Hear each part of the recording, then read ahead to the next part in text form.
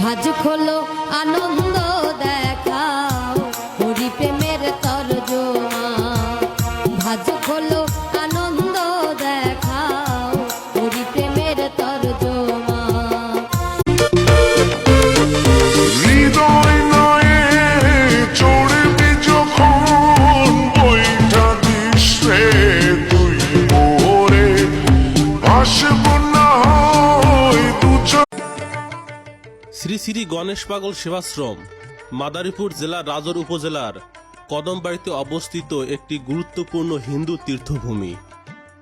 বিশেষত বাঙালি হিন্দুদের কাছে এটি একটি জনপ্রিয় তীর্থস্থান।